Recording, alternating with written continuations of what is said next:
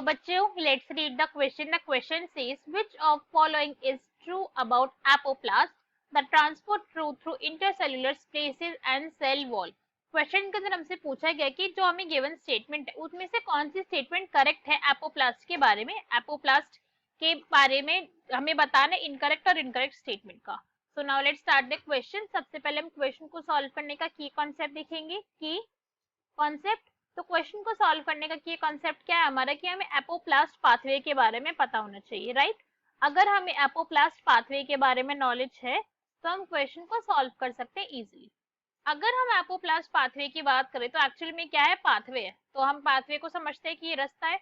अब एपोप्लास्ट से यहाँ पे क्या मतलब है, अभी हम इसको देखेंगे. बेसिकली यहाँ पे रास्ता किसके लिए है, ये वाटर के लिए, ताकि जो वाटर है वाटर की मूवमेंट हो सके.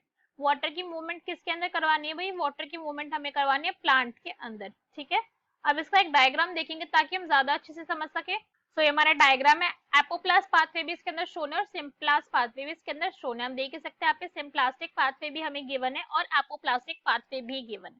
तो ये तो हमें क्वेश्चन के अंदर ही बता रखा है कि क्या है, ट्रांसपोर्ट रूट है through intercellular spaces and cell wall. तो हम इसे देख ही सकते हैं. जो हमारी ब्लू वाली लाइन है दिस वन, कि जो भी वाटर, जो ये क्या एक्चुअली में वाटर की एंट्री है, तो जो वाटर है सारा का सारा कैसे जा रहा है, प्लांट की सेल वॉल के थ्रू जा रहा है. प्लांट के अंदर एंट्री नहीं ले रहा. अगर आप सिम्प्लास्ट पाथवे से इसको कंपेयर करोगे तो यहाँ पे क्या हम देख सकते हैं कि क्लियरली यहाँ पे उसके थ्रू सेल को पास करके जा रहा है, मगर यहाँ पे एंट्री कैसे, थ्रू सेल वॉल से, राइट. सेल वॉल के थ्रू एंट्री हो रही है यहाँ पे.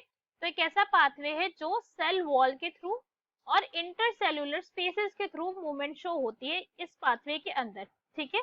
इंटरसेल्युलर स्पेसेस, ये पॉइंट हमें यहाँ पे क्लियर हुआ. अब अगर हम डायग्राम देखें तो हमें यहाँ पे क्या देख सकते हैं कि और भी चीजें यहाँ पे जो हमारा एपोप्लास्ट पाथवे उसके अंदर प्रेजेंट है.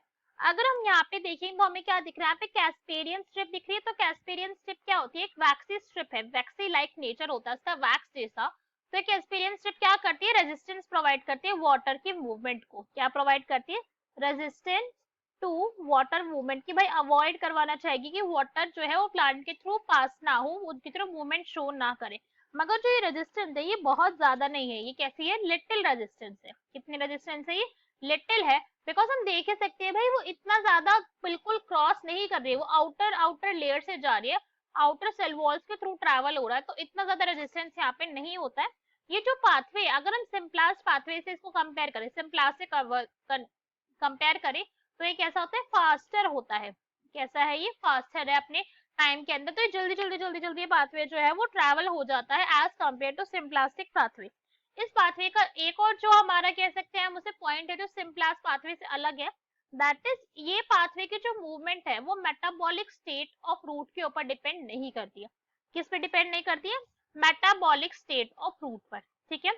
अब अगर हमें मेटाबॉलिक स्टेट ऑफ फ्रूट का है तो इसके ऊपर कैसे अफेक्ट नहीं करती है, अगर हम इस पॉइंट को देखें तो हम अगर जैसे कि हम स्टडी करते हैं सिम्प्लास्ट पाथवे के अंदर, तो उसके अंदर क्या होता है, जिस टाइप की मेटाबॉलिक रूट होगी, अगर हमारा जो रूट है, जो रूट होगी अगर वो उस टाइम ग्रो कर रही होगी या फिर मेटाबॉलिकल एक्टिव ज्यादा होगी, तो क्या होगा कि जो यहाँ पे डिवाइडिंग सेल्स होंगे कंटिन्यूअसली, उसकी वजह से पाथवे है जो स्लो हो जाएगा. मगर ऐसा यहाँ पे हो ही नहीं रहा, ये तो साइड साइड से जा रहे हैं मूवमेंट, राइट. तो इसकी वजह से अफेक्ट नहीं होती है मेटाबॉलिक स्टेट ऑफ रूट की वजह से. ये पॉइंट हमें क्लियर है. अब अगर हम बात करें कि भाई जो एपोप्लास्ट पाथवे की बात कर रहे हैं, इस पॉइंट हमने बोला ही था कि यहाँ पे क्या हो रहा है, वाटर के मूवमेंट के लिए पाथवे, तो वाटर का यहाँ पे क्या होता है, फ्लो होता है. वाटर के साथ साथ सॉल्यूट पार्टिकल्स का भी यहाँ पे क्या होगा, फ्लो होगा. मगर ये डिपेंड किसके ऊपर करता है, ये डिपेंड करता है कॉन्सेंट्रेशन के ऊपर. किस पर डिपेंड होता है, ये कॉन्सेंट्रेशन के ऊपर होता है. दैट मीन्स जब बहुत सारा यहाँ पे, जब ज्यादा अमाउंट के अंदर ट्रैवल होगा, जब बल्क, कैसा होगा, जब बल्क बोल सकते हैं, फिर जब बोल सकते हैं जब मास फ्लो होगा, उस टाइप के अंदर जो है जितने भी हमारे मॉलिक्यूल्स होंगे, जो वाटर है वो ट्रैवल कर सकते हैं उस टाइम पे किस पाथवे के थ्रू, एपोप्लास्ट पाथवे के थ्रू. तो हमारे एक एक करके हमारे स्टेटमेंट रीड करते हैं, देखते हैं कौन सा यहाँ पे ट्रू है. तो फर्स्ट में क्या गिवन है, सेल मेम्ब्रेन इज इन्वॉल्व. नहीं भाई, सेल मेम्ब्रेन इन्वॉल्व नहीं है, सेल वॉल इन्वॉल्व है. इनकरेक्ट हो गया. Next is mineral movement is regulated by membrane. जो मिनरल की मूवमेंट है वो मेम्ब्रेन से रेगुलेट हो रही है, ये भी इनकरेक्ट हो गया. मेम्ब्रेन इन्वॉल्व ही नहीं है तो फिर वो रेगुलेट करेगी कैसे. Next is plasmodesmata are involve. Plasmodesmata भी इन्वॉल्व नहीं. अभी हमने क्या बोला है, इंटरसेल्युलर स्पेसेस और सेल वॉल इन्वॉल्व है. प्लाज्मोडेस्माटा क्या होता है, ये तो जंक्शन होता है दो प्लांट सेल के बीच में, तो ये भी इन्वॉल्व नहीं है.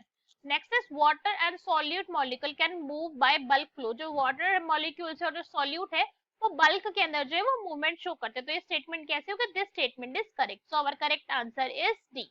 Hope you understood it well. Best of luck. Thank you.